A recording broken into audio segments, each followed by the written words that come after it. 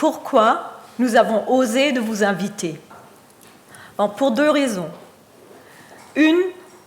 D'une part, pour vous présenter les résultats d'une étude que nous avons menée ensemble avec l'OMS, avec l'Institut et cette World Federation of Public Health Association. Et d'autre part, pour avoir votre avis. Votre avis est celui de nos experts sur comment développer un monde plus sain. Qu'est-ce que j'ai comme image quand je dis santé? Moi, j'ai tapé le mot dans un moteur de recherche d'images et voilà ce que j'ai trouvé. Médecin, patient, mais quand nous parlons de santé, les facteurs qui déterminent notre santé sont plutôt à l'extérieur des hôpitaux et on les trouve dans notre environnement, dans notre style de vie et en plus petite partie dans notre bagage génétique et en toute petite partie dans la possibilité que nous avons comme accès aux soins. La Fédération mondiale des associations de santé publique, la World Federation of Public Health Association, a entrepris, comme j'ai dit, une étude avec l'OMS pour savoir comment sont gérées ce genre de questions dans d'autres pays pour promouvoir, protéger la santé dans un monde interconnecté, qu'on appelle parfois globalisé. Il faut que les actions soient prises non seulement au niveau individuel, mais aussi au niveau local et national. La charte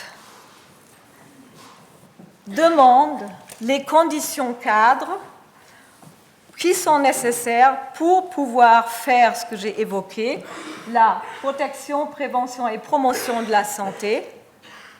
Pour pouvoir faire quelque chose, nous avons besoin de l'information. Ensuite, nous devons avoir la capacité, la compétence, donc beaucoup va dans l'éducation, pour gérer cette information et la traduire finalement dans ce que nous appelons advocacy, le plaidoyer. Et tout cela n'est possible que quand il y a une bonne gouvernance.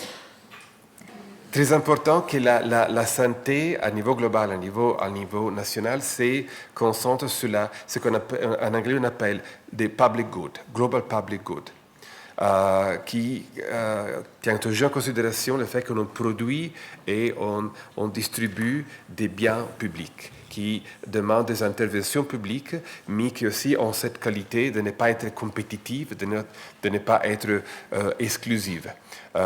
Qu'on peut partager. Actions intersectorielles sont indispensables.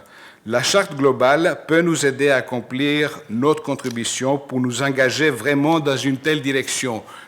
La santé environnementale fait donc référence à la théorie et à la pratique d'évaluation, de modification, de contrôle et de prévention des facteurs de l'environnement susceptibles d'avoir un effet nocif sur la santé des générations présentes et futures.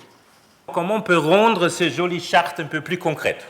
Comment on peut trouver des tâches pour nous, comme citoyens? Les facteurs individuels sont assez importants.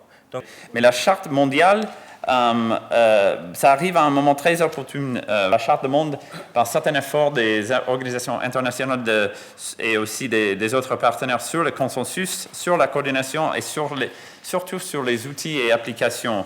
La charte qui était, par exemple, adoptée par le Commonwealth, il y a un document de référence. Maintenant, comment traduire ça avec des alliances? Il faut des alliances. Notre charte propose donc le cadre dans lequel une telle évolution, pour ne pas dire éventuellement révolution, pourrait se produire. Keep calm and start a revolution. Merci beaucoup.